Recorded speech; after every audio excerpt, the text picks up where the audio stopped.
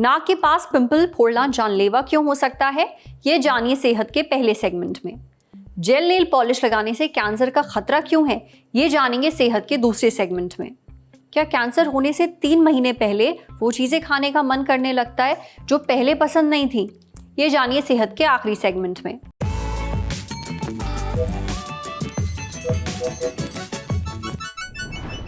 बत्तीस साल की अलीशा मोनाको अमेरिका के मिशिगन की रहने वाली हैं। कुछ वक्त पहले उनकी नाक के पास एक दाना निकल आया। बहुतों की तरह आदत से मजबूर उन्होंने इस दाने को फोड़ दिया। कुछ समय बाद उनको चक्कर आने लगे और भयंकर दर्द होने लगा। चेहरा सूज गया, कान जाम हो गया। घबराई हुई अलीशा डॉक्टर के पास पहुंची। डॉक्टर ने उनका इलाज किया, अब वो ठीक है। अलीशा ने यह सब बताते हुए एक टिकटॉक वीडियो बनाया जो अब काफी वायरल हो चुका है। कुछ ऐसा ही लिश मेरी नाम की महिला के साथ हुआ। लिश न्यूयॉर्क की रहने वाली हैं। उनकी नाक के पास भी एक दाना निकल आया। अलीशा की तरह लिश ने भी उसे फोड़ दिया। कुछ ही घंटों में उनका चेहरा सूज गया। वो मुस्कुरा तक नहीं पा रही थी, भयंकर दर्द हो रहा था। उन्हें तुरंत अस्पताल लेकर जाया गया। दोनों औरतों की नाक के पास दाना निकला। दोनों औरतों ने उसे फोड़ दिया। दोनों को अस्पताल जाना पड़ा। पता है क्यों? क्योंकि उन्होंने जो दाना फोड़ा वो निकला था ट्रायंगल ऑफ डेथ में। ये एक जानलेवा गलती है। ये ट्रायंगल ऑफ डेथ क्या है, ये आज हम आपको बताएंगे सेहत के इस एपिसोड में। डॉक्टर से जानेंगे नाक के पास अगर पिंपल हो जाए तो उसे क्यों नहीं फोड़ना चाहिए, इस एरिया को ट्रायंगल ऑफ डेथ क्यों कहते हैं, यहाँ निकलने वाले पिंपल को फोड़ने से क्या होता है, और अगर इस एरिया में पिंपल हो जाए तो क्या करना चाहिए, सुनिए। अगर नॉस्ट्रल्स के पास पिंपल होता है तो उसको बिल्कुल भी नहीं फोड़ना चाहिए, क्योंकि उस एरिया से जो वेन्स ड्रेन होती हैं वो सीधे ब्रेन में जाके होती हैं, मतलब हमारे दिमाग के अंदर वो नसें जाकर ड्रेन करती हैं। इस एरिया को ट्रायंगल ऑफ डेथ भी बोलते हैं, क्योंकि इसमें जो हमारा अपर लिप का ये बेस बनाता है और जो ब्रिज ऑफ द नोज है ये यहाँ से कोई ट्रायंगल की फॉर्म में स्ट्रक्चर बनता है। यहाँ की एरिया में अगर पिंपल होता है तो कुछ इंपॉर्टेंट वेन्स होती हैं, एंगुलर वेन और फेशियल वेन, जो कि जाकर एक important structure of the brain में जाके ब्रेन करते हैं, जिसे हम कैवर्नस साइनस कहते हैं। वो कैवर्नस साइनस हमारे बहुत इंपॉर्टेंट ग्लैंड के पास रहता है ब्रेन में, जिसे पिट्यूटरी ग्लैंड कहते हैं। वहाँ जाकर बहुत मेजर वेन्स ड्रेन करती हैं। अगर पिंपल हम वहाँ फोड़ दें तो वहाँ जाके कैवर्नस साइनस थ्रोम्बोसिस हो सकते हैं, मतलब उसमें खून का थक्का जम सकता है, या फिर यहाँ से बार बार टच करने से जो बैक्टीरिया है वो रेट्रोग्रेड फैशन में जाके ब्रेन में पहुँच के बैक के इन्फेक्शन कर सकते हैं, सेप्सिस कर सकते हैं। जो हमारे दिमाग के ऊपर झिल्लियाँ होती हैं उनकी सूजन हो सकती है, जिन्हें मेनिंजाइटिस कहते हैं, और एब्सेस बन सकते हैं, ब्रेन एब्सेस बन सकते हैं। ऐसा करने का यही रिस्क है कि आपको मल्टीपल कॉम्प्लिकेशंस का सामना करना पड़ सकता है, जैसे कि मैंने बोला कैवर्नस साइनस थ्रोम्बोसिस हो सकती है। इससे किसी भी इंसान को फालिज तक हो सकता है, जिसे हम स्ट्रोक बोलते हैं, क्योंकि जब वो खून का थक्का ट्रैवल कर जाता है उसी वेन्स में जाके, तो फेशियल पैरालिसिस, हेमीपैरेसिस, बॉडी की पैरालिसिस, सेप्सिस, पूरी बॉडी में बैक्टीरियल इन्फेक्शन फैल जाना, या दिमाग की झिल्लियों का इन्फेक्शन हो सकता है, जिसे मेनिंजाइटिस बोलते हैं, ब्रेन एब्सेस हो सकता है। ऐसे बहुत तरह की कॉम्प्लिकेशंस का सामना आपको करना पड़ सकता है। इस एरिया को ट्रायंगल ऑफ डेथ इसलिए कहते हैं क्योंकि ये हिस्सा जो हमारा ब्रिज ऑफ द नोज है, प्लस जो अपर लिप है और जो साइड है, लेटरली हमारे corners of the mouth, superiorly हमारा ये base of the lips, and inferiorly हमारा जो ये triangle bridge of the noses, ये पूरे ट्रायंगल की आकार में आता है, इसीलिए हम इसको ट्रायंगल ऑफ डेथ कहते हैं। एंड इस एरिया का कोई भी पिंपल या कोई भी इन्फेक्शन हमारे लिए जानलेवा हो सकता है, हेंस द नेम।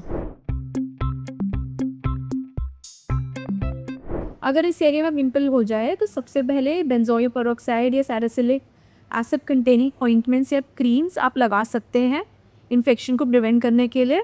अगर पेन ज़्यादा हो रहा है तो आप किसी डर्मेटोलॉजिस्ट को दिखा सकते हैं, वो अकॉर्डिंगली आपको मेडिसिन दे देंगे। उसे गंदे हाथों से बिल्कुल नहीं छूना है। एक नॉर्मल जेंटल क्लेंजर से आप उसको वॉश कर सकते हैं, और एंटीबायोटिक का कोर्स भी कर सकते हैं अगर पिंपल ज़्यादा बढ़ा। देखिए, पिंपल चाहे ट्रायंगल ऑफ डेथ में हो या चेहरे के किसी दूसरे हिस्से में, उसे फोड़ना ही नहीं चाहिए, वरना एक तो पिंपल का निशान रह जाएगा, दूसरी बात पिंपल फोड़ने के अपने रिस्क भी हैं, जैसा भी आपने सुना, इसलिए ऐसा करने से बचें। अब बढ़ते हैं सेहत के अगले सेगमेंट की तरफ, तन की बात।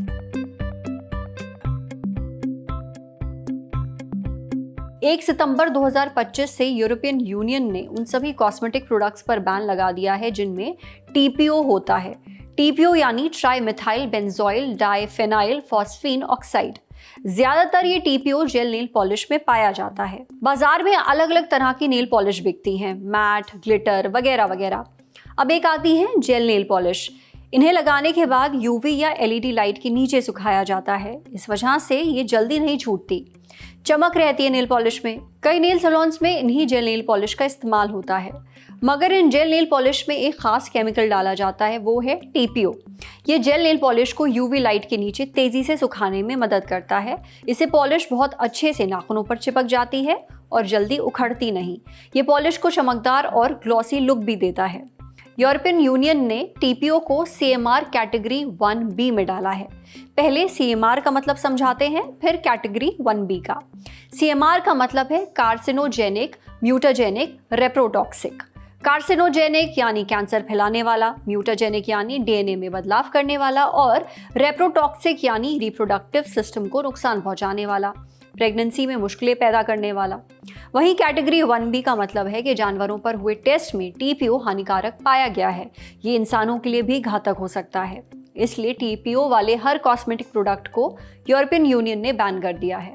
भारत में टीपीओ वाले कॉस्मेटिक प्रोडक्ट्स पर कोई भी बैन नहीं है। तो अगर आप भी जेल नेल पॉलिश लगाते हैं तो किन बातों का ध्यान रखें, ये हमने पूछा डर्मालिंक्स क्लिनिक गाजियाबाद में dermatologist and medical head doctor Vidushi Jain से। ये भी जाना कि टीपीओ के और नुकसान क्या क्या हैं। डॉक्टर विदुषी बताती हैं कि अगर टीपीओ लंबे वक्त तक शरीर के संपर्क में रहे तो स्किन लाल पड़ सकती है, उसमें खुजली और जलन हो सकती है, नाखून कमजोर होकर टूट सकते हैं, उनका रंग बदल सकता है। जब जेल नेल पॉलिश लगाई या हटाई जाती है तो टीपीओ वाले कण हवा में मिल सकते हैं। इससे आंखों और गले में जलन हो सकती है, आंसू आ सकते हैं, सांस लेने में भी दिक्कत हो सकती है। जो सैलून वर्कर्स टीपीओ वाले प्रोडक्ट्स हैंडल करते हैं, अगर वो ग्लव्स या फिर मास्क ना पहने तो उनमें ये दिक्कत बढ़ सकती है। हालांकि ये सारे नुकसान तभी होते हैं जब कोई बहुत लंबे वक्त तक टीपीओ के संपर्क में रहे, पर फिर भी सावधानी तो बरतना जरूरी है। जब भी आप सैलून जाएं तो नेल पॉलिश की क्वालिटी जरूर चेक करें। डुप्लीकेट या लोकल प्रोडक्ट्स से बचें। अगर आपको टीपीओ वाली जेल नेल पॉलिश नहीं लगवानी तो मना कर दीजिए। बिना टीपीओ वाली नेल पॉलिश लगवाइए। ये जरूर है कि इन्हें बार बार टचअप की जरूरत पड़ती है, पर इनसे एलर्जी होने का रिस्क कम है। सबसे ज़रूरी बात, अगर नाखूनों का रंग बदलने लगे या उनके आसपास की स्किन लाल पड़ जाए, दर्द या खुजली हो तो नेल पॉलिश लगाना बंद कर दें और फिर भी आराम ना मिले तो डॉक्टर को ज़रूर दिखाएं। समझे? अब बारी है सेहत के आखिरी सेगमेंट की, खुराक।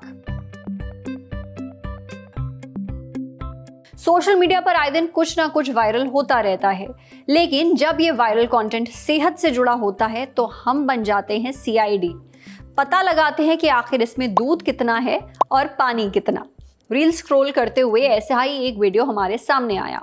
वीडियो का कैप्शन था, कैंसर होने के 3 महीने पहले लोगों में कुछ खास चीजें खाने की इच्छा बढ़ जाती है।